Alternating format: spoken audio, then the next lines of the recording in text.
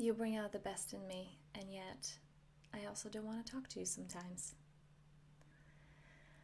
When that resistance manifests, when we do not show up as the best versions of ourselves and we reject that which holds us accountable.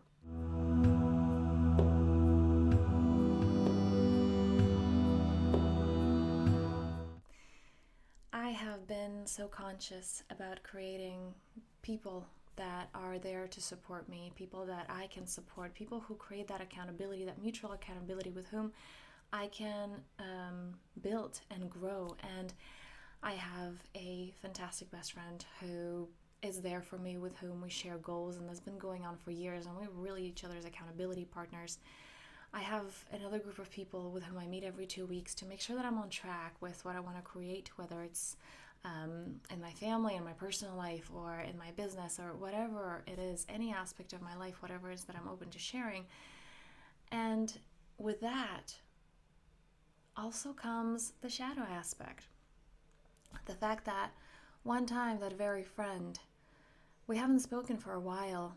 It's been a month, and he told me during our call that, I didn't want to call you because I knew that I wasn't showing up as the best version of myself. And that really confused me, because we had this incredible friendship that I know there is no judgment. He doesn't judge me. He knows that I wouldn't judge him. So why would he not call me? Why would he not share wherever it is that he was at? And I understood. I understood because last year, with this group of people that are just amazing, and they're my family, and we have this accountability going, and I didn't want to show up to these calls. Not because I felt that I was going to be judged, or that, I didn't check these things off my list. No, it was because I had to show up to myself. I had to admit to myself that I wasn't showing up as the best version of myself. And it was these calls that I had to admit it to myself, that I had to see what I set out to do last month, and I had to admit that I was dropping the ball. And it wasn't about them. It was about me. It was those people, that soul family that brings out the best in me. And yet I didn't want to talk to them because I didn't want to face myself. And this is why accountability is so powerful. And this is why it can help you get through that resistance. I know that both with my friend, especially now with my soul family, that we've started having calls more recently, and I'm there just, oh God, I don't want to do this. Like, I really don't want to do this. All of my body says I don't want to do this. But this is something that I set out to do, and I told them that I'm going to do this. And so before our call, a week before that, I check in, okay, where am I at? And what action steps have I not taken yet? And where is it that I'm holding myself back, so that I don't have to face them and admit to myself, because there's no outside. Other people are just mirrors. So I don't have to admit to those aspects of me that I'm failing myself, that I'm not where I want to be, that I'm not moving forward with what I want, and that I'm running away, or that I'm frozen, or that I'm in fight or flight mode. So instead, I have to do it. And with that friend of mine, our accountability was so fantastic, because I knew that if I were to not do that thing that I was going to say that I was going to do, that would be his excuse to back out as well. And I was not okay with that. And so there was that mutual support, because I knew we were on the same track. I knew we were just as passionate about our separate goals that had nothing to do with each other. But it was that accountability of, we wanted bad enough. Both of us wanted bad enough that we will hold each other accountable.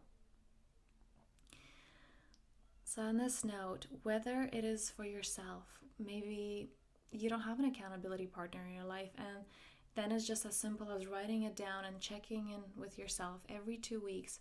How am I doing? Am I living up to those intentions that I've set? And I cannot emphasize the importance of this. Be clear, be intentional, because if you do not set a course, wherever you're going to get to, it's not going to be that. It's not this, it's not this, it's not this, it's not this.